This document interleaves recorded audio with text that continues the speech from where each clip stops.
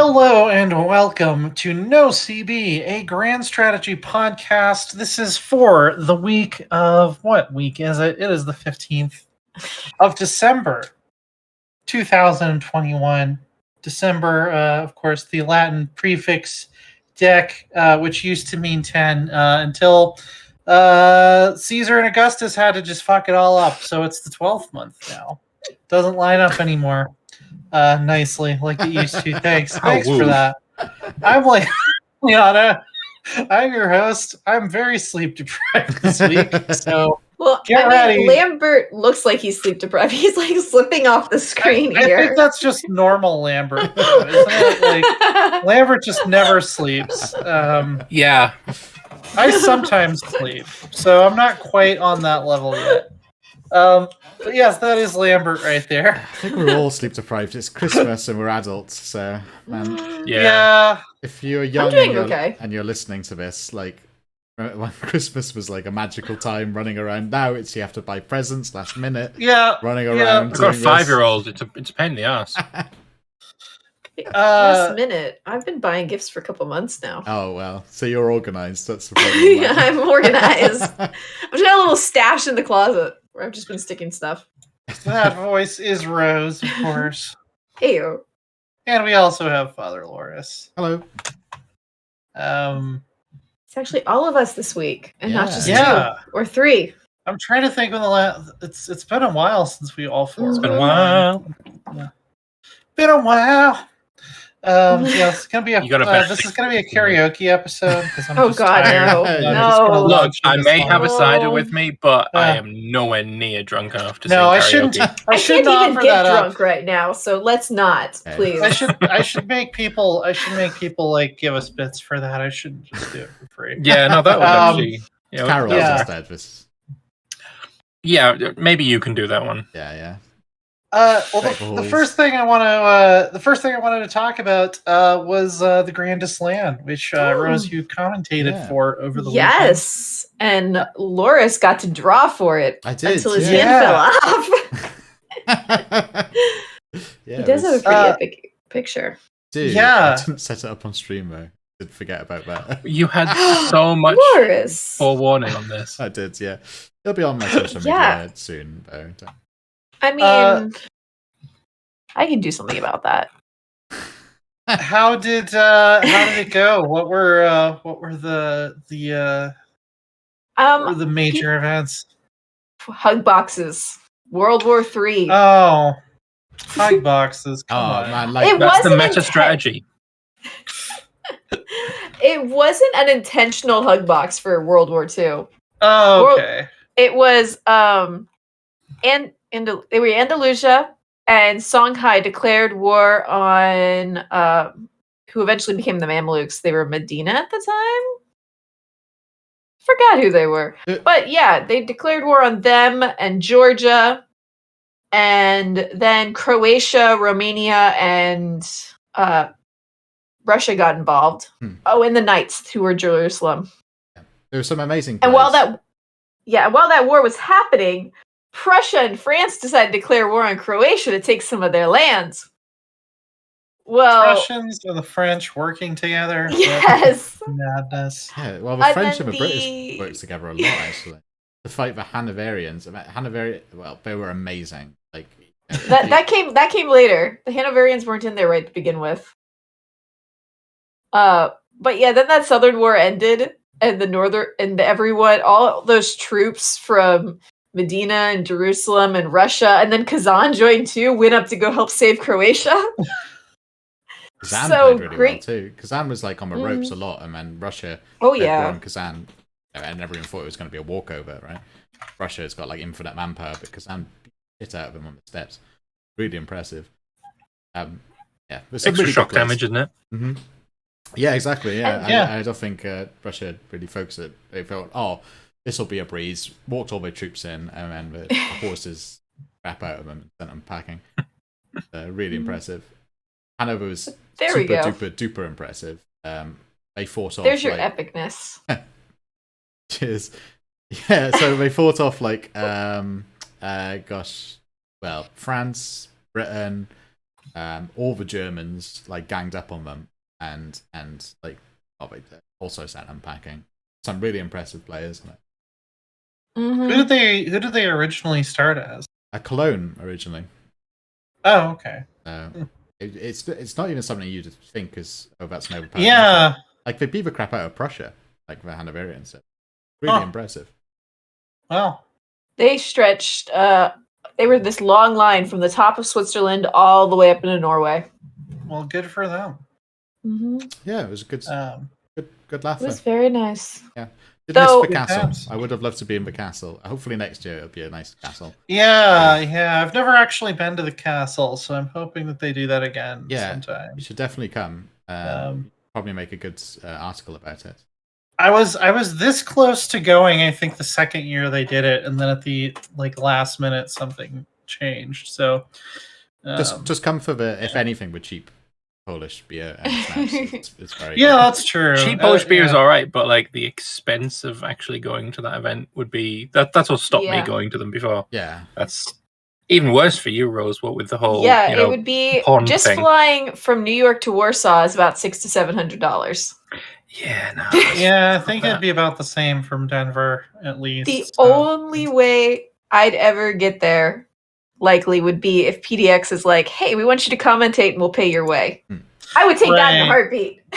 Well, but yeah, you could probably get like IGN or something to pay for you, right? And you're gonna although that's what I was trying to do originally. I think it was actually PC Gamer. I was trying to get them to basically sponsor me to go cover that, but didn't end up working out. Hopefully, maybe it will next time. But yes, speaking of I have articles replaced my written camera. by IGN. Well, real quick, Loris, your beautiful artwork's on display. I know, I can see. Yeah. Nice. It's cut off a little bit. Yeah, it's all right. Yeah, I drew a lot beautiful of things for it. They will be somewhere in the future. There we go. Now it's not cut that off. one will be on my near future. No, it is still cut off. After I fix a few things to it. Duplicated. He forgot someone. No, what I did is one person switched nation, so I counted them all up and was like, I got the right number of people. So I think I put a Swabia in there, but the Swabia had moved to a different person because Hanover beat the crap out of Swabia. There was the great play by Desmond. Yeah. Desmond got ganged up on by like all of Western Europe, and they survived. And ended up becoming Great Britain. Oh, Desmond, like in Ireland? Yeah, Desmond in Ireland. They were Pirate Republic, and they got ganged up on by all of Europe, and they won. Well, filth. Boats are pretty good. Yeah, we did have a perfect. Well, they were up against Holland, Crusader Kings, but we probably should talk about Victoria first, right? Yes. Because boats need technology. So if you want better boats, you need tech. I guess that's how things work. Sure. Technology in Victoria 3. Lambert, what's going on here? What the hell is going on here? Yeah, because you weren't here to explain last week, Lambert. So come on. If I can get a word in edgeways.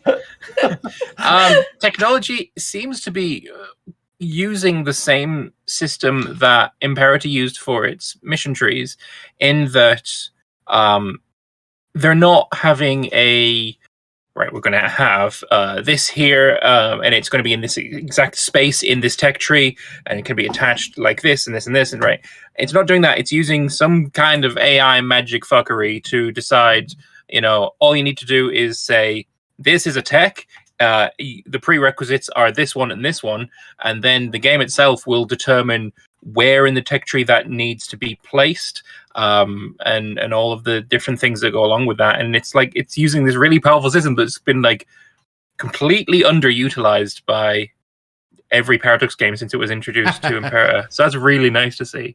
But yeah, technology, it is kind of what you'd expect. There is a tech tree, you can research different things. I think the most interesting part about it is tech spreading from other nations.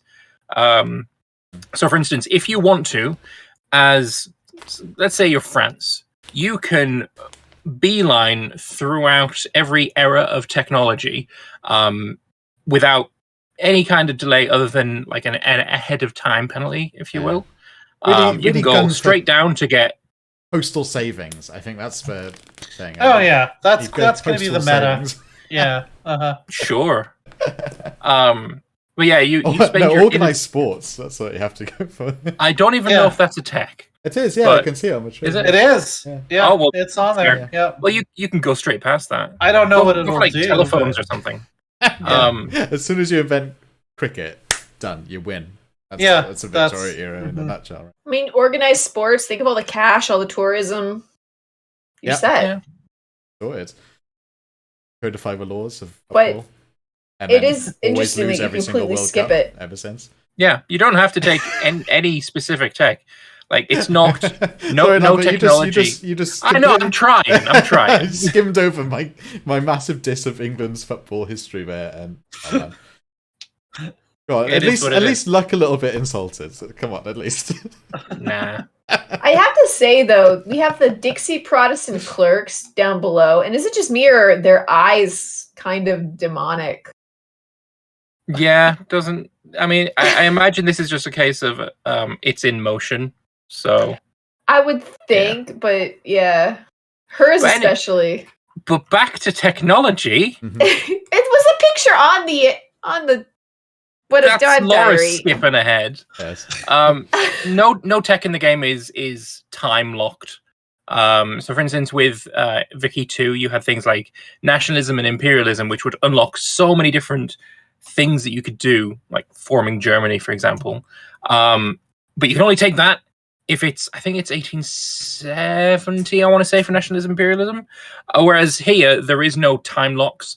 Things are split into different eras, but that is just a way to kind of sort things, really. You can just blitz through and beeline for whatever you want. I think, and then to get say in here somewhere that if it's in a farther era, it will take longer to get. Yes, it has an ahead of time penalty, but there's no hard lock on it, is what I'm trying to say.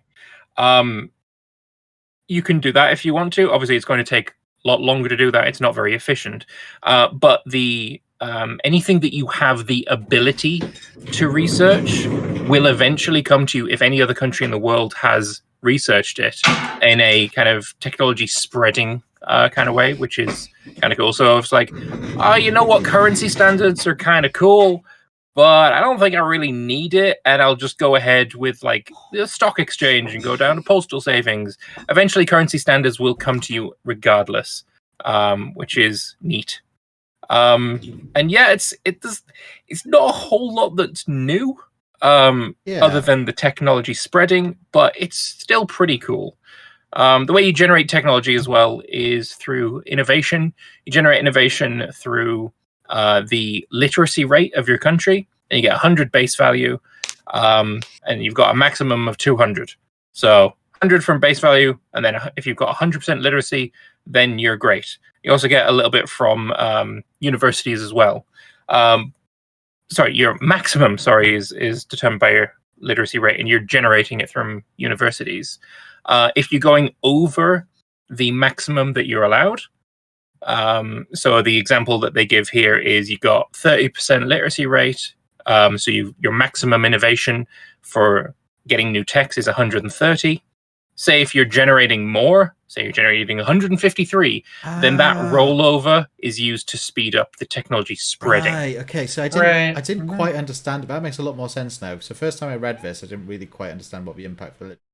So it's for cap, I guess. Yeah. Is it? Right. Okay. Yes. Okay, yeah. So you can't just spam out universities to speed up your technology infinitely. Yeah. You have to... But having more universities is still beneficial because it'll, increase the rate at which other technologies are spread to you. Yeah. So say if your literacy is like nothing, but you've got loads of universities, that's not going to be. Yeah. Not really cap too is helpful. Based on the literacy, right? Yes, exactly. If no one can read, then your innovation cap is 100. You have just universities filled with illiterate people. Yeah. Yeah.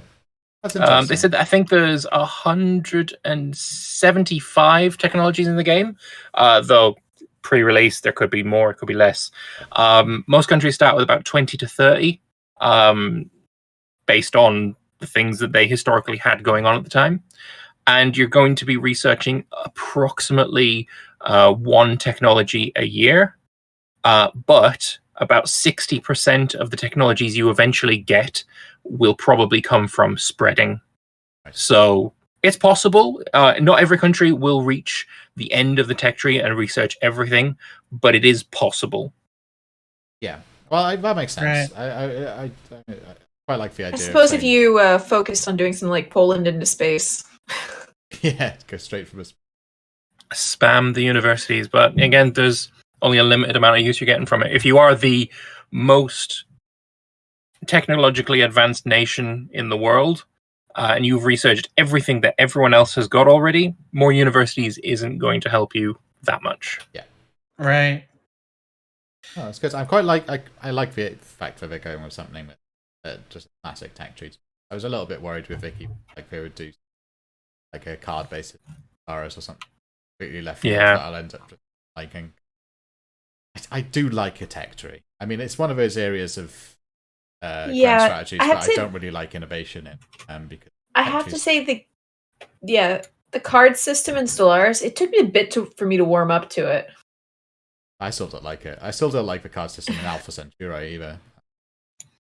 Fan of it. I mean, there is a tech tree behind the Stellaris system, but it's more like a tech bush with lots and lots of branches and lots of stems. And the people who do the meta plays and stuff, they have I want to rush this tech, so I'm only going to pick these because these are in the same sort of line, and they raise the chance of me getting that card that I really want. Yeah, I don't like it. Thing. I like a simple, nice tech tree. Like, I really like the spreading. I hope, like for example, when you open up as Japan or something, spreads into your country. Yeah.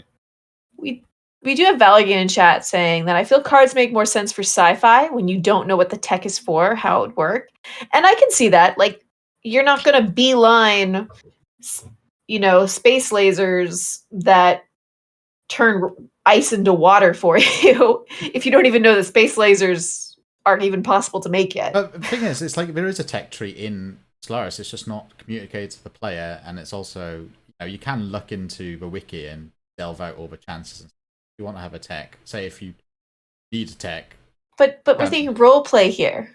Yeah. Well, I mean, even Balagain's point there about you don't know what the tech is for and how it would work.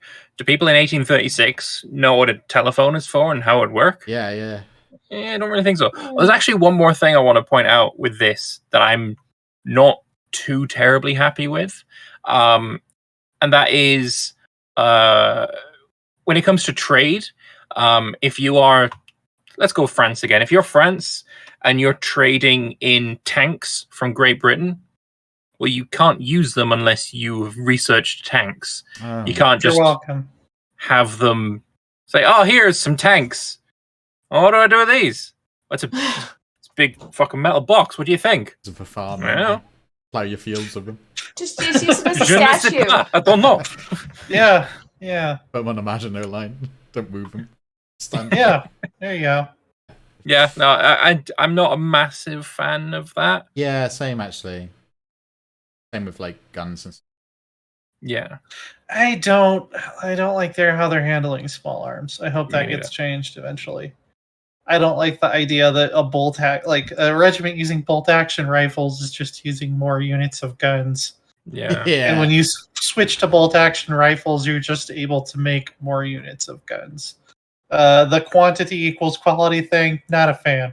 Yeah, me neither. Personally, very much not a fan of that. Yeah. But then that just goes back to that's a part of military, and everything about military in Victoria 3 is the big poo-poo.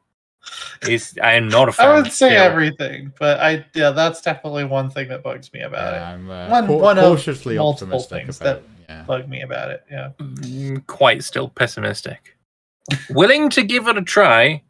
Yeah. Willing to give it an amount of time until they realize that this needs an update, and then we actually have a decent warfare system implemented in the game. Because while a lot of people are saying, "Oh yeah, no, we're optimistic," and "Oh, I love this," I don't think they're going to be singing the same tune when they figure out that there's actually nothing to do with warfare. Yeah, we'll see. We will see how it actually pans out. Indeed. For sure. Oh, and you can institute censorship to make sure your people never find out about football. So, what a blessing! You don't want them getting any funny ideas about feet and balls. This was England's mistake. You see, they should never have allowed the tech spread to Latin America and Germany. I mean, this is a big problem. Yeah. Oh yeah. If it stayed in Britain, we'd still be world champ. That's the American method. Yeah, the way to be a world champion, no one else plays. Yeah. The great innovation of I'll be world champion. Us, it would have been like, we're getting our butt kicked by Mexico, so we need to teach the Colombians how to play better to beat the Mexicans, but then they're going to beat us. It would have been something like that. I only just learned about how shameless that World Championship thing is in America. Apparently, correct me if he's wrong, two resident Americans, but there's a World Championship for baseball, right? The World Series. World Series, right? Yeah. And I know for a fact there's two countries which are also into baseball outside of America, which like Korea and Japan, right? They like baseball. Korea, oh my god, are they into baseball? Oh yeah, Japan is too. Japan is huge. But they're not invited to the World Series, if I I mean, they don't have any teams in the MLB. There are a lot of like Japanese players that come here to play for American teams. Same with Latin America. We get a lot of our. That doesn't count. I just love the idea that you've called it a World Series, and it's the only. Unlike American football, which is only popular in America, baseball is at least popular in two other countries, and you don't invite them to the World Series even then. You shouldn't have to invite somebody to the World Series. It should be an international organization that has zero corruption involved. Like it's also huge in like Cuba and like the Dominican Republic. And so apparently we're not a gaming podcast anymore, guys. We're it's a game sports of podcast. No. This isn't about sports. This is just shitting on America. Look, all topics are valid when shitting on America. That's very true. Yeah. Mm-hmm. Anyway, an American we have Lord Tataris in chat saying there are two Canadian teams in the World Series. So it is wow. Two whole teams. Champions. I mean, think of how many people actually live in Canada. That's a pretty good number. It's considering most Canadians also live on the American border. It's like, what, 90% of the population? I think so. Within lives 100 within miles. an hour. Yeah. Mm-hmm. So lives within an hour and a half of the U.S. border. Yep. So, Canada is your world champion loophole. Bullshit is what it is. I can't think of a good segue, but it's a very good article that Leana wrote. Yeah. I got to play. I got to play Royal Court for about 3 days. Now, how much NDA are you under? Like, how much? Can you I am not under NDA for anything at this point, so fantastic. You can literally ask me anything about Royal Court. And okay, question one. You said you had it for 3 days, right? 72 hours. How much time in hours did you play Royal Court? 71 and a half hours. This actually sounds believable. No, it wasn't quite that much, but there was one day that I played for a good probably 11 hours. Madness. The other 2 days I had other stuff to do, but and reading, listening to reviews, it's fair to say you're impressed, right? I am very impressed. My takeaway from it is that this feels like pretty much everything in this expansion feels like it belongs, like it should have been here all along. Which I, contrast it to like EU4, which just feels like it's just looking for stuff to do at this point. And has been for a while. CK2 started to feel like that towards the end as well. But yeah, I really liked what I played of it. Well, after Holy Fury, it felt like that a little bit. Holy Fury was very needed in CK2. Yeah, Holy Fury was like bringing it back around and being like, oh no, we do have more, more good stuff to show you. Yeah. So. Oh, out of curiosity, I just caught that they showed it with the controller because they are bringing it to consoles. That was interesting. The video at the top. What's that? There's a video at the top. Yeah, of CK3. My article? Yeah. You didn't use it. I'm not playing on a controller there. No, but I know. But some of the footage there is showing how a controller would work.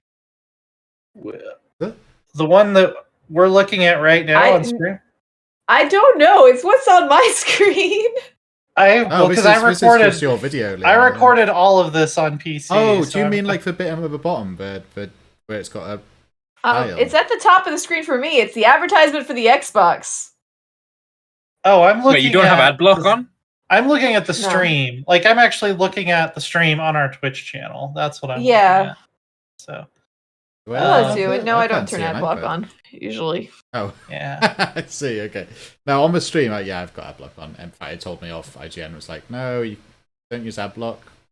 So, sorry. Well, I've ad blocked off the. I've actually not contributed to your income in any way by watching this. The CK3 setup for Xbox because I know they've been working on it, but I haven't seen any footage.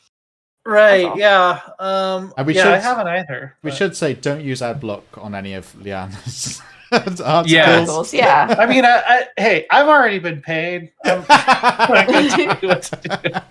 But if they make more money from your article, they'll pay you more next time. Exactly, yeah. If you don't use ad block on IGN, they might have more money to pay me more in the future. So ad block, however, doesn't affect just the number of this page has got. But many clicks. It's not like I get a royalty check based on how many ads ran on my articles. Do you think Loris needs to scroll down to where it says "Lend me your ear" and pick something very important here? I have not played Crusader. No, click yes. You have played Crusader Kings. Yeah, what did you like about it? Like great for kids. You scrolled too far, Loris. Have you played Crusader Kings 3? I've not played it. No, just click yes. Loris!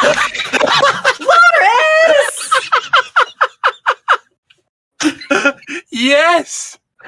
I don't know what it is. What is it? So a couple of things I wanted to mention. This preview, if you've read every single dev diary, there's not a lot in this preview you haven't already seen yet, but a couple of the things that I did highlight, some of the cultural tenets that we haven't seen before include the Byzantines. They basically get a pair of tenets that let you have a Romanized army. Where your levy size is decreased by like 25%, but your men-at-arms have increased size and decreased upkeep, I believe. All right, so it's just a straight improvement to literally every part of your army. If you have the money to afford it, yes, absolutely. You just said it was decreased upkeep.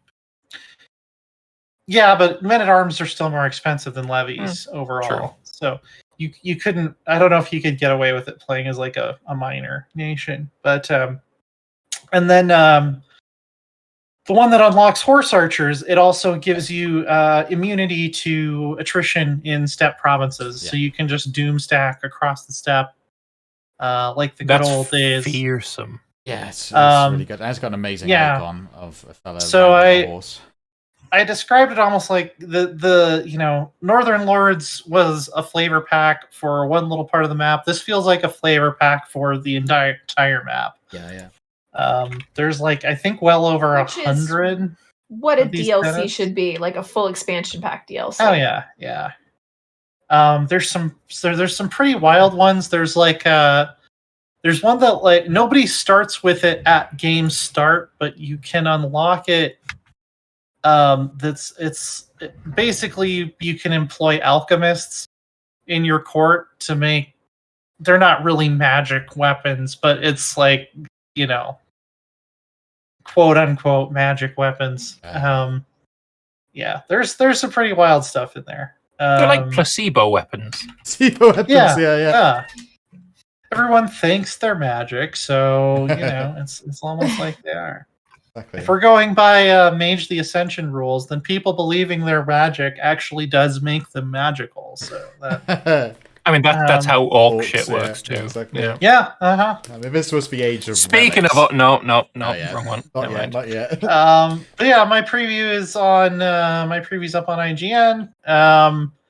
I think we also got like a small teaser or something this week. We got to look at the Dynasty Legacy, which is the new legacy coming with the game, which has some beautiful artwork. If Loris pulls up that skinny little banner up at the top.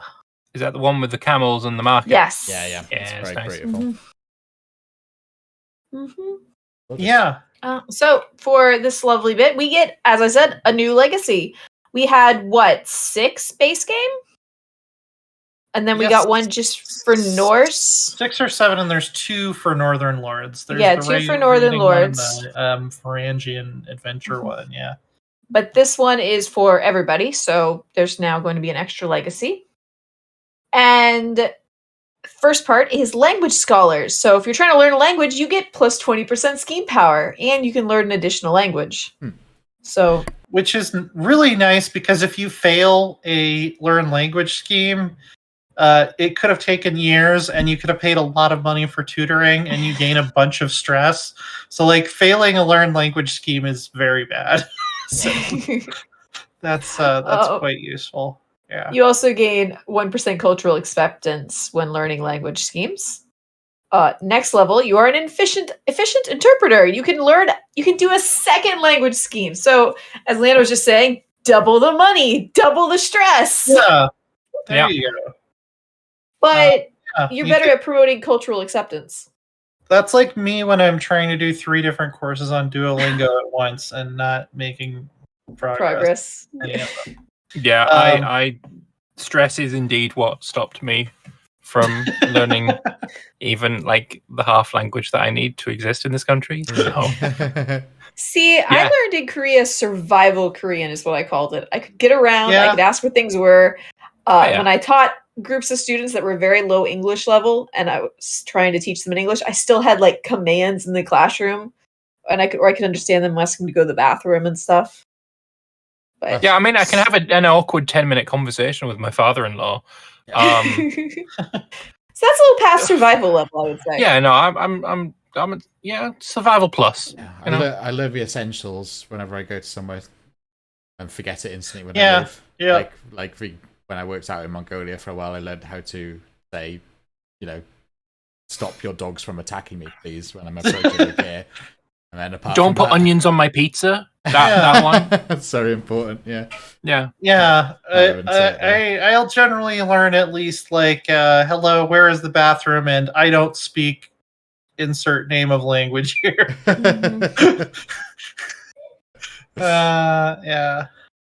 We also have shared ideas. So cultural fascination progress is improved plus 15%. As Which well as now officially makes this better for learning than the learning one. True. And when you land a new vassal that's a different culture from you in the land of their culture, you get a hook on them because they're all grateful for it. And then last one is respected traditions, cultural acceptance gain plus 20%, and unlocks the cultural emissary court position. And I believe they showed too. There's now a button where you can grant a holding to a noble, either of your primary culture or of the local culture, where it'll actually look for an existing wanderer of that culture first, and then if there isn't one anywhere like hanging around, it'll just create one like it did in CK2. So, good kind of streamlined quality of life feature. You don't have as much control over who you're giving it to. They might end up being completely incompetent, but I would like a little bit more control because I would always like to give it to like a content vassal. I don't care about your stats. If you're content, then you're cool. But then having someone like clicking that grant to someone of your culture and your faith, and then you end up with someone who is proud and ambitious and completely opposite from you in all of your traits. That's kind of shitty. Yeah, I always avoid like families of existing vassals. They normally fuck up with inheritance. Right. Yeah, I'll do like no claims, not landed. I'll filter out for certain traits. I'll usually try to do not of my dynasty, although there are certain cultural tenets now coming in royal court that will make it so you actually really do want to land your dynasty members. I often land my dynasty. It's great for renown as well.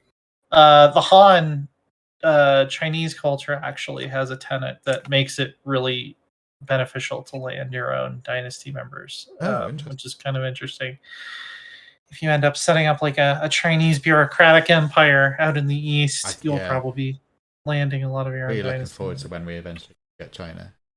Let me see if I can actually. I think I still have that video clip somewhere. So, I think it is on culture map. Yeah, what did the Han get? I recorded a lot more than we actually ended up using in the previews. Imagine so. Oh, and there's like some really interesting like dynamic names that like I had never heard of before. Like if the Qiang and Tibetan cultures, if the AI creates a hybrid culture, it's called Gyalrong, which I looked up, but that's like actually a thing. Oh, okay. Yeah, I was like, oh, this is a hybrid culture, but I've never heard of this before. And I looked it up. I was like, yeah, that was actually a actual culture. I don't know if did you have a chance to look at like the more historical hybrid cultures like Norman and Scottish or something? Yeah, I did. I don't remember specifically what their tenets were. Normans are very, very military focused. I know. Basically, angry Vikings discover horses. Yeah, more or less. These horses are amazing. Yeah, I could do raiding with horses. Wow, that's amazing. Turns out, angry Vikings discover French crossbows as well. Yeah. Have and invade Italy, pretty much. And Sicily. And Britain. Yeah. I made a lot of places, actually. Look, the Normans were just a bag of dicks. Just a big old bag of dicks.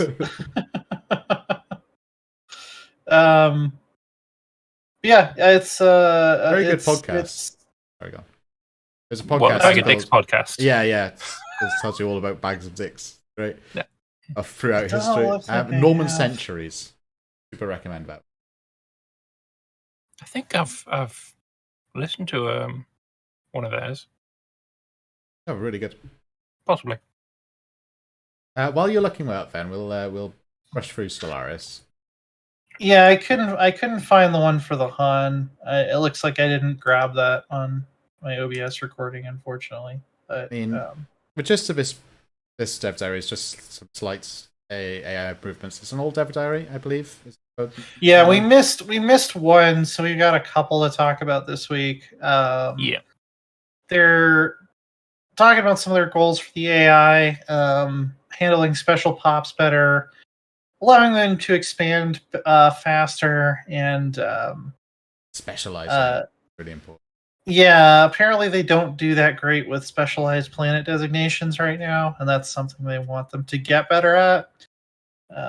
Which is pretty much how all players play, pretty much. Which, I mean, kind of scares me, because the AI in this patch has been kicking my ass for the most part. So it's like, oh, if they're still not, if this still isn't even their final form, I'm a little bit worried. But it's good, because there have been long periods of time when the Stellaris AI was just completely useless. So I'm glad we don't live in that era anymore. True that. Good on you guys for that. The second one was mostly just recapping the year, but they showed a little bit of a teaser at the very end for a couple of new civics that are coming. The Privy Council and the administrative offices, which mentions something called the Edicts Fund, which we have not heard about before, but probably has something to do with the Unity rework. Yeah, and also... Are you sure it's the Unity rework and not a bag of dicks? You guys were talking about. What? No, that was just me. Welcome back. I could hear you all the whole time. Okay. I had to deal with the rosebud. No and also the change to admin offices. Yeah. It was one thing Yeah. that they were never really happy with is how admin capacity worked.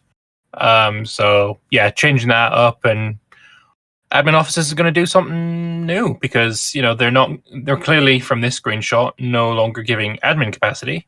So trade value and unity, that's what you're getting. Interesting. Yeah, so I won't have bureaucratic nightmare planets anymore. That's usually my first colony is my bureaucratic nightmare planet because I just want to make sure that I have enough overhead to continue expanding without. Oh, see, I usually put them on my capital planet first until I get like a nice little size 12 somewhere. Yeah. Or something, and then just make that bureaucratic. Yeah. I am currently playing as a naked dolphin because I don't know the new dolphins mod. Of course. And I was going with I can't remember what the origin's called, but you've got only Ocean Paradise, I think. You've only got the one ocean world, and no guaranteed planets. And I cover like maybe a good quarter of the top of the map. Not a single fucking ocean world. Oh no. So no admin planet for me. Tragic. As Valagan is saying in chat, I always hate that. A planet full of bureaucrats, what nonsense. It feels like if we were going to have that, or the bureaucrats, you would get a bonus for only having like one per planet. Yeah. Hi. 40k Earth says hi. Yeah, there you go. And like the more bureaucratic buildings you built on a planet, the less efficient they became.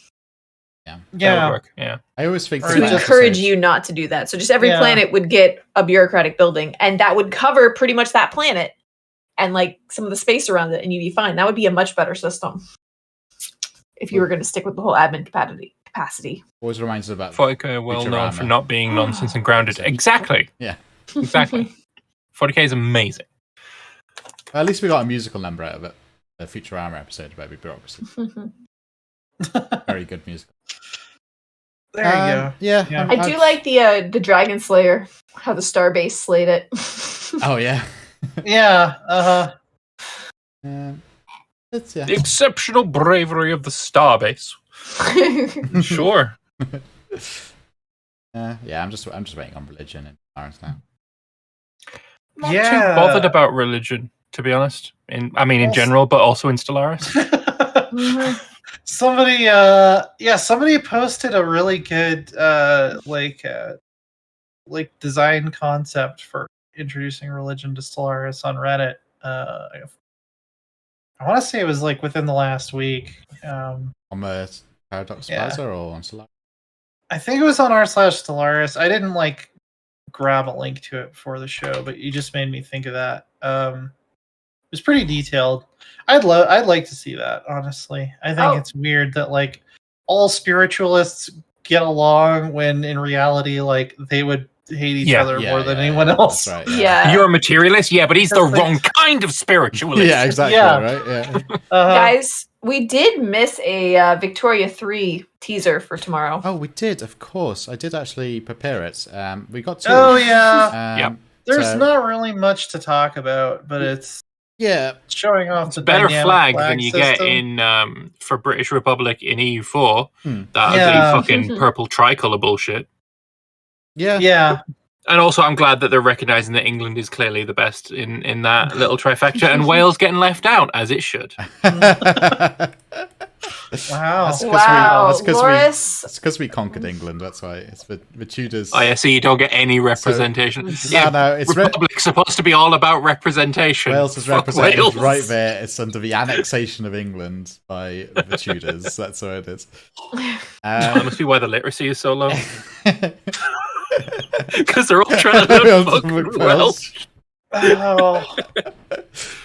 What England does, they get conquered by other nations, and then they become English after a few generations. The Stuarts, and the Hanoverians, the Tudors. Oh god! They're like the blob or something. Yeah. But yeah, I mean, it's an ugly flag. But it's an ugly concept, British Republic, anyway. It is. That was. I mean, it could be a pirate republic. It could be. No. Disagree. You know what? I actually saw that, not Pirate Republic, but in an EU4 multiplayer game once. No one was playing England, and somehow England became a republic by the AI. Oh no, that's normal because it happens in the Civil War. So when the English Civil War was Cromwell, and then he became Lord Protector. This was before the Civil War, though. Oh, was it before? Okay. I didn't even know that was possible. I didn't know that was. We have no idea what happened. Like, I was playing multiplayer with other people with thousands of hours in the game, and they're like, "What the hell?"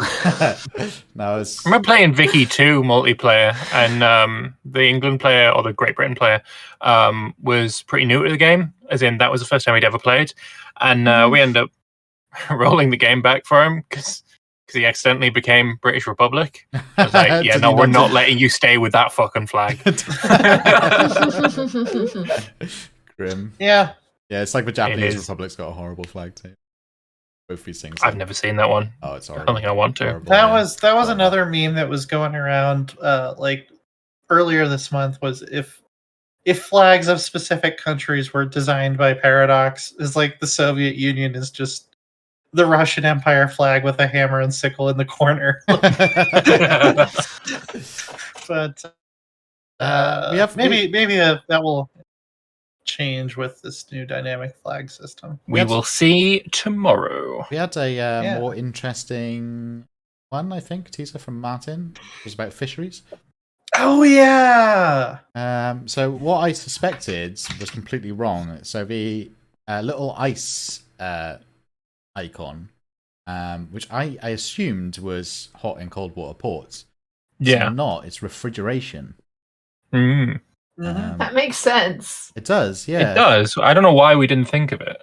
No, I didn't either. Because we're all thick. That's probably it, yeah.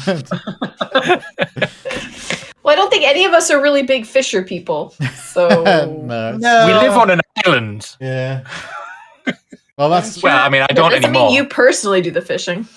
That's a famous Naira and Bevan quote, isn't it? It's like, back when they were having food shortages of fish and coal, he said, like, somehow the government's so incompetent, we live on an island made of coal, surrounded by fish, and we've got shortages of both.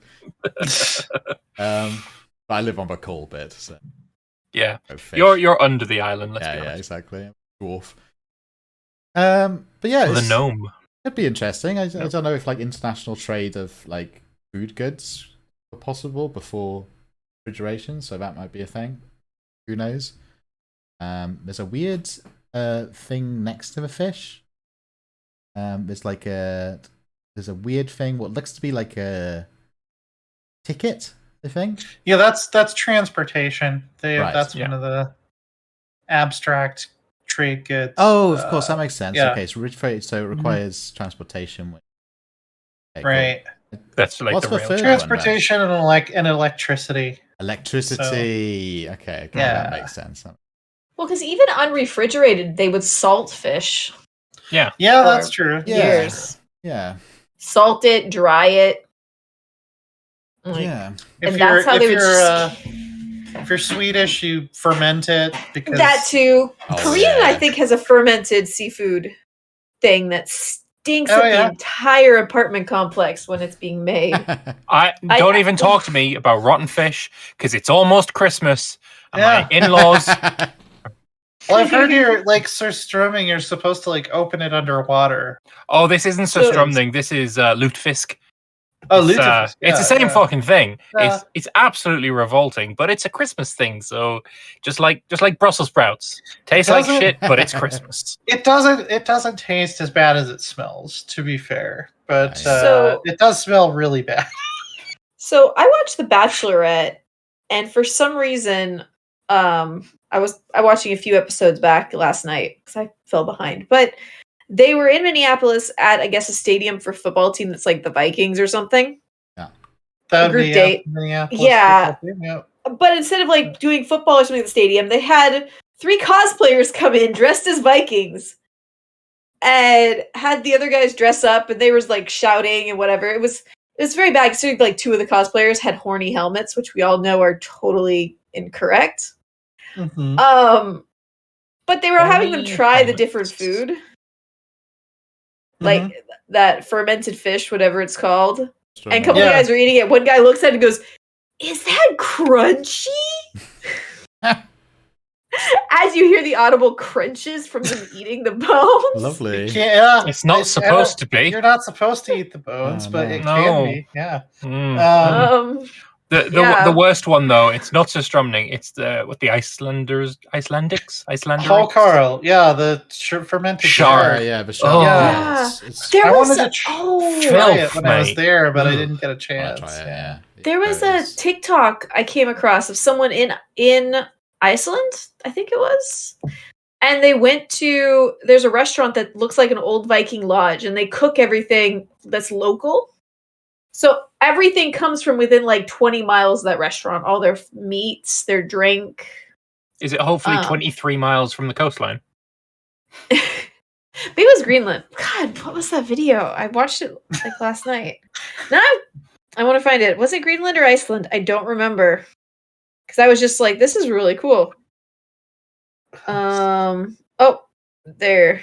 Be I grateful love we that, aren't into the weird meat jelly. Yeah. Oh, lutefisk is like a jelly. Yeah, Okay, it was is, yeah. Iceland. It used to be fish and now it's jelly. So It yeah, doesn't love that, smell, thankfully. the But interesting thing about that shark too is like the shark itself is fermented, but the way it's poisonous at the start, and then you ferment it, you bury it, and what it actually does, it ferments its own piss. And so it's like pissy, horrible. What? Fermented shark. And to tell you what, someone who would also ferment a pissy fermented shark into their own would be Nurgle, which would be... Great transition. Thank you, Great thank Wow. you so much. I know. Uh, Nailed it. yeah, Nailed it. Nurgle is about as disgusting as As we like to. Nordic that fish dishes. is a fantastic. That might be our last transition of the year, and I think. Well, it I was a just very shared the good- video if someone wants to see the Viking Lodge. Yeah, I think this was from a few weeks ago, but we Yeah. held off because we wanted number one Nurgle fan Father Loris to be here for it. Yeah, I do like Nurgle. Yeah. So I guess like his Nurgle's building. great. He's like a Redditor or something, isn't he? He's amazing. He is. His buildings, you like plant them and then they grow through different stages and they die and start over. Is Yeah. I guess how it works. So From what I gathered, he doesn't quite have like, he doesn't have buildings like that, right? So you sort of have a cycle of death and rebirth and rotting, and then you get your troops that way, right? And then on top of that, you get a series of like plagues that you concoct in a massive cauldron, which is stunning. It's basically Plague Inc. They put Plague Inc. in Total War. Yeah, pretty much. Yeah. Yeah. I'm concerned about what options you're going to have to combat this if you're playing against Nurgle. Yeah. Fire. Yeah. Burn the unclean with holy promethium. There you go. Yeah. So pretty cool. Cleanse in holy fire. You get to like combine the different things. It's like a sort of perverted fucking mama. That's I'm a huge fan. What I will say about Nurgle, and this is like super lore nerd shit, they sort of go over the fact that, you know, the Nurgles, the plague bearers, are made through different means from the other types of demons, and these are mortals that have succumbed to Nurgle's rot, right? But in the lore, these guys ain't cheery and happy. The Nurglings are cheery and happy and jolly and all that shit. Yeah. The plague bearers are the most depressive, fucking harrowing thing ever. None of them, not a single one, should be smiling at all. And yet, there's multiple of the pieces of art here where they've got big fucking grins on it. It's like, no, they should be sad. Yeah. Also, I I kind of feel, at least for me, I prefer the kind of more grittier style of painting Warhammer. And everything's just a little too saturated for me. I think it works with Nurgle, I think. I think if you're gonna more muted and more browns, I prefer for Nurgle, but that's just completely my own personal stylistic thing. No, I like Games Workshop themselves have gone more. They got more bright. Colourful. But I normally would agree too. Like I think so. I think it works for some factions and not the others, but I agree because the art for Age of Sigmar is awful. Yeah. No, art is great. Other than if it's so art for bright, the it's saturated, Sigmarines. You know, and especially when it comes to the Empire or something. I don't want the Empire being bright. The Empire is miserable. I like it is, you know, but that's what the paint that they put on their shields and such should be bright. Oh yeah, still. yeah. Same with It should be a massive contrast between grim, depressed, like people with like bright, colorful clothing. Yeah. So yeah, you can also do plague cults too. That's a little minor tidbit at the bottom. Stages of infections. I do want to rush through some of the other ones. We do have briefly. I'll play this without sound. I want to talk over the top of it. We have our favourite evil twinks, which is Slaanesh. They're amazing. I'm not sure that's a permissible term in America. Is it not? It's It is. Oh, okay. That's what right. it is. God, I mean, it's permissible, but it just has a different connotation. A whole less to connotation Well, with it. is there any other connotation on what it is? What other connotation does it have other than like a very kind of like Young Fae, handsome young man. Yeah, well, I mean, there's also muscle twinks. It's more like it's typically a gay man who is like smooth shaven and like I don't know. Yeah, It's a slur for an effeminate gay man. That's it. It's a not a slur. slur. Not always effeminate. I don't think they necessarily need to be effeminate in No. the American understanding of the term. I mean, if you went with the Like Link from The Legend of Zelda. Yeah, would be he's yeah, the exactly. twink. Yeah, he's like the epitome. There we go. That is a good example. Yeah. Yeah, I think so, yeah. I was about to go into like Orlando Bloom in Lord of the Rings. Yeah, that kind of vibe. Yeah, like the opposite of a twink would be like Geralt in with The Witcher. Right. Yeah, Like he's the opposite. The Bear. anti-twink. The anti-twink. Yeah. Yeah, but anyway, we got a brief look. We haven't actually had a like a unit roster or any of the mechanics. We have got the trailer, which I guess we can see some of the units, I guess, with their amazing grab arms, and I love a walking animation for them too. They got fucking sassy hips, good swings going. The animations You're are not amazing. showing it to the stream, by the way. Oh, you're not. Oh, sorry. Pleasure beyond imagining. Yeah, they showed a little. They showed like a Nikari, who's their legendary lord. Some of their mechanics. This individual right here. It's like they get diplomatic bonuses even with mortal factions. It's just like, oh, they're demons and they're here to destroy everything. But man, they are kind of hot. Yeah, basically. I really hope they rework Sigvold and make him a Slaanesh rather than a Chaos Lord when it all gets added together. Please scum the delights of this world. Yeah, they're able to look awesome. I'm not disappointed at all. If they look weird, like androgynous, sexy things. Yeah. Which is great, Basically, which is as exactly it's what you supposed to want for Slaanesh. Yep. Yeah. Right. And I was really worried they would tone it down for like age rating purposes. Yeah, they have to some extent because like some of the models historically have had like just loose nipples and stuff. Games they Workshop haven't has gone also that changed. far. Loose nipples. You gonna like fall off? What? Well, I mean, like exposed. It's chaos. Okay. Yeah. Okay. I know. Yeah, demon Suppose with, is like, different than. I love the way that they did the censorship for that. They said, okay, we can't have the nipples, we have to place a nipple with an eye. So you have lines. Yeah. Well, I was That's just more disturbing. It is, considering yeah. But that you was, know what breasts are biologically designed for. Yeah, And that there's an eye. end of the year. Any people who've never breastfed may not realize, but when you first start breastfeeding, it is painful. You don't want an eye right there. I think it says a lot about our society. Oh, they can't really hear us, guys. Oh, trailer. I'm sorry. They can't hear us. That's probably fine because we're talking about. I have the eyes on stream. breasts Yeah, I have the and- stream muted, so I don't hear my own voice. So I didn't realize. See, what Games Workshop did was just gave all of the demonettes bras. That was the extent of what they did. And yeah, the old models are just way better, honestly, than the newer. Yeah, well, models.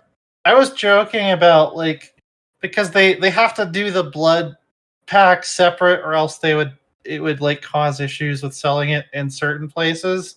Yeah, It's like, well, if they have a blood pack, they should also just have a Slaanesh Unleashed pack for Warhammer 3. That's just a DLC that enables all the more if Rust can get away Slaanesh with combos. just like free hanging dongs, then surely Total War can too. I don't know if I'm a- Creative Assembly would want their name attached to that. Hopefully there's no sound on this one. A very, very, very last thing. Very briefly, they have explored the map a little bit, and the map looks stunning. I'm afraid It really looks awesome. I know some people were concerned about how much of Kislev was actually on the map, but if you look at what they're actually flying over, it feels pretty big. It's only 7 provinces, but it doesn't feel like it's just I'm crunched up against the edge of the map. It feels like maybe about 2/3 or maybe half the size of the Empire if it's all united. Yeah, which I'm totally cool with. It seems bigger than in the lore. the port's amazing too, isn't it? Amazing. Yeah, it's no naval battles though. And I know they're redoing Corruption, so right. I'm interested to look how that works and if that has an impact on the luck of the terrain too. I've always enjoyed that aspect of Corruption. Well, I mean, the different types of corruption in the other two games has a different look, so I would assume so. The weather effects are really cool. There's drifting snow. Yeah, and, they do that thing again where the filter changes. There's what's it called? Help it. This part made me laugh because one of my really good friends from college is from Prague, and I was just and this whole trailer is Prague, the shittiest, most corrupt city of all time, where everybody is sad, and that's Prague. It's from what I understand, Prague, real life Prague, is not really like that. It's apparently a pretty cool place. When I went to Prague, I was a bit disappointed by it. Oh, really? Yeah, it was a bit hoity-toity. Shitty and corrupt. It wasn't shitty. Then and everyone's corrupt. depressed. It was really posh, and it was a bit hoity-toity for me. So, Did you see the night monkey while you were there? No, I went to the two places where the defenestrations happened. Well, there you go. Yeah. That's the important thing when you go to Prague. Mountains of Morin look badass. I love it. Yeah. I love that whole aesthetic, and the Piece de Resistance, the cafe. Yeah, the Great Wall looks amazing. Mm-hmm. It looks really good. That's what I meant actually. Not Kislev. Cathay is what I meant when I was talking about. It doesn't feel like you're crunched up against the edge of the map. It actually feels fairly big. So it's got a lovely filter over the top of it. Yeah, I think previously Three Kingdoms was the best looking Total War map. Now I would say this is definitely the best looking Total War map. It looks dope. They've really integrated what made Three Kingdoms great, which was the verticality of everything. Right? And they've got this with sci-fi elements, sci-fi fantasy elements, with the floating islands. Amazing. They've reworked rivers too. I don't know if you picked up on that. They're like fucking canyons with water in the bottom. Yeah, and bridges and stuff. I quite like that though because it's very clear where the river is now. Interesting if there's any mechanical difference, bridge battles and stuff now. Pretty cool. I am wondering, because it seems like the Mountains of Morn are like a labyrinth of these like really narrow passes. And I'm wondering if that's going to be a pain in the ass to fight through. Yeah. That's kind of the case for most places on the map. There's lots Yeah. of narrow passages. Iron Mountain. Yeah. Especially in like where the Dark Elves are in the New World. Yeah, the like western half of Nagaron just definitely feels very cramped like that. Oh, this is a lovely bit. I love the lock. See the locks? Yeah. Oh man, I love that. I love the strange little machines. Yeah. The cherry blossom. Kind of. Oh yeah. Aesthetic of it. And here it is. The Piece de Resistance trailer playing on the stream now, I guess, is Yep. the Great Wall. I get my fantasy name of. I don't know. Bastion, I think. That's They it, call it okay, the Great that's Bastion, I the one, think. yeah. It's like, There's so little spoken about Cathay in the lore that I wouldn't be surprised if this is the name that CA made up for it. I really wouldn't be surprised. Yeah. Oh yeah. There was the amount of lore there is on Cathay now is 100 times what there was before this game was announced. Yeah. So, yeah. Look at it. Look at the Chaos Winds like bashing up against it too. And then Oh, one yeah. side of a I wall love is it. like horrible and miserable. The other side is like all sunny and lovely. Uh-huh. Huge fan. Yep. But the grass is always greener on the other side. As soon as those demons get on the other side, they'll realize that it's just as shitty over there. Yeah. Well, it's probably because they make it that way. I mean, that's just details. That's the nitty gritty. We don't go about that. Yeah. Uh-huh.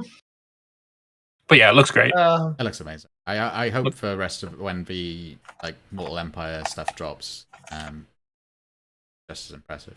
I wonder if they're going to call it something different. Immortal Empires, maybe, or something like that. Yeah. Yeah, I figured they would call it something different because they're adding the demon factions now, so it's not really the Mortal Empires anymore.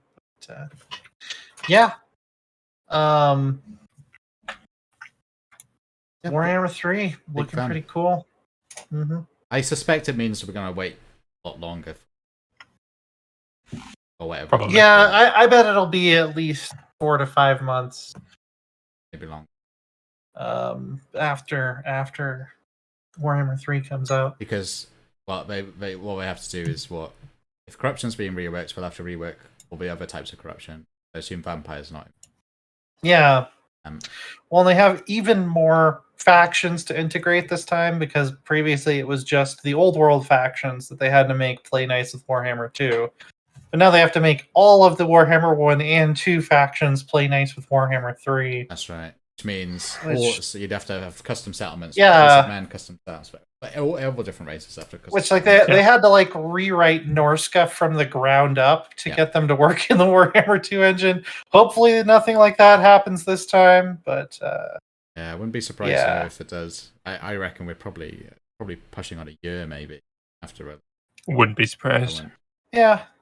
I'd hope that there'd be roll it out in 2 ways. We'd have the campaign side take ages, but also just give us them as... skirmish sides that we can use at any time. Yeah, that'd be cool. But anyway, what's everyone been up to? Yeah. Well, me and Rose have been doing the Grand Land. Yep, we had the Grandest Land all weekend, which I know Loris was there, ready to talk to players for the entire 24 hours over 2 days. That's right. Wow. I was working 9 till 10. Good long hours. Mm-hmm. That's a lot. I did enjoy it. I was listening on my phone, watching as I could in between, before and after my segments, just so when I jumped in the next time, I was like, I knew it would have happened. I'm waiting for Agamede's edit of it all. Yeah. Oh yes, he said something like it was only part of it, and it was like 100 and something gigabytes. Yeah, mad. I believe it. We were all playing for Parsec. We don't deserve Agamede. Yeah, it's going to take him a little bit. Yeah, I imagine it's going to take. Oh, that's Chris. Yeah. But yeah, it's going to be fun if you want to catch. If you didn't have time to catch the whole stream, both streams this past weekend, you don't want to watch 24 hours of VODs. Keep an eye on the Paradox Grand Strategy channel on YouTube or something. Yeah. which I channel? think it's the. They've got like 3 or 4. I have like the main one bookmarked, the Grand Strategy one bookmarked, and the Paradox Extra channel. This is Paradox Grand Strategy is the correct channel. Cool. So All there's the link. I just and it refresh should them go up all there. until I find what I'm looking for. Yeah. So But yeah, that's the one I believe, because that's the one the previous LAN parties have gone up on. Yeah. So. What have you been up to? Oh, actually, no, Rose. What have you been doing beside that? Because I assume that. Sorry. I was playing some EU4 on my channel to refresh my memory with EU4 for last weekend. And then, because I hadn't played in over a year since before Leviathan came out. So you missed, you missed quite the fiasco. You picked the right time to take a break from EU4 and the right time to come back. I deliberately didn't ask for Leviathan, especially when I heard it was so big. I was like, I'm not going to be playing this for a while. Yeah. So I actually got the codes for Leviathan and Origin like 2 weeks ago. Nice. And then I've been playing Stardew Valley. Because always. Excellent. Lambert, what have you been up to, Leana? Oh, what? Sorry, Lambert. We'll go back to Lambert. You can go first, Lambert. Yeah. Sure, why not? A few multiplayer things going on. Stellaris started last week, and that is going to continue. Actually, in about 15 minutes, I'm going to be streaming some Stellaris Multiplayer. And that's the hot dolphins? The one with the hot dolphins, exactly. Nice. On Thursdays, I am doing Anbanar multiplayer with Loris, there's about another 30 people there as well. And I'm playing as the Sun Elves, and I've been doing a hell of a lot of editing because I'm trying to make this a bit more effort-filled, and it's driving me crazy because I hate editing a lot. Yeah. It's been very fun to play. It's very, very good. Yeah, I've been really enjoying playing. I just hate editing. Yeah, shit. So yeah, bit of Stellaris, bit of Anbanar, and for the past few days, I've been crying a lot because the sport that I follow just cheated my favorite driver out of a championship. Oh shit! Really? Yeah. So I've been pretty a lot of unhappy about that. Unhappiness about. Oh yeah, no, the custodian of the rules literally broke the rules to gift another driver the championship. So I'm pretty unhappy, but hopefully it's going to go to court. I read a whole breakdown of that, and I still don't understand what happened. So I might have to have you explain it to me sometime. Shenanigans. Yeah. I know it was like there was something where someone didn't get to change their tires, and that put them at a disadvantage. But I didn't understand everything with like the safety car or how that worked. Yeah. I don't. Long story short, the people who were supposed to direct the race and be completely neutral cheated. Okay, I can't believe it. So it's going to court. Hopefully, corruption in Formula One. It is corrupt. Yeah. Can you believe it? In Formula One, of all things. Corruption. Which not for 20 years. Oh, really? I thought it was like... not since 97, no. Oh, really? I thought it was like up there with Which Chaos God's corruption was it, though? Oh, that's Tzeentch. Okay, gotcha. Tzeentch is all about the corruption. Gotcha. The changer of ways, he changes the track in the middle of the race. Yeah. EU4, Stellaris, and anger has been my last week. Well, I've been mostly working on all of these great previews. I also did a preview of Dune Spice Wars, which they announced at the Game Awards, but didn't tell us anything about. It's from the creators of Northgard, and it's like an RTS 4X. They actually compared it directly to Stellaris, although it's only going to take about 2 or 3 hours to finish a campaign, not dozens. So longer than passed me by. What is that? Longer than Northgard, shorter than Stellaris is what they told me. It's a RTS 4X with espionage and sandworms and politics and Yeah, there was a Dune game from the late 90s, early 2000s that was an RTS. Yeah, that was the first. And you could play as the Harkonnen, the Atreides, or there was another family they made up just so they had 3. Yeah, there's some other ones Okay. like mentioned in the book that they don't really talk about, and I think Mhm. that they kind of got Remnant. expanded into their own factions. Yeah. Yeah, I think that was the first ever RTS Dune one, if I remember. And right. then Dunno. Dune 2, which was 1992, is like the first what we would consider today to be an RTS. Yeah. Mhm. This was after Dune 2. Maybe it was like Yeah, I know which one you're talking about as well, Rose, but I yeah, can't because think I've of the played it. title. There was one that was like late 90s, 2000s. Dune 2000, was it? That might be it. Yeah. Maybe. I'm trying to tell Leo from the Panther in the images. chat is saying Dune 2000, so Yeah, that's it. 'Cause at um, least Wikipedia gives me yeah. all their. and then not sleeping has also been. Oh yeah, that's But standard. hopefully we'll get a chance to catch up on some of that. This is our last episode of 2021. Right? Yeah, I think it's Emperor Battle for Dune. Dune plays 3 families.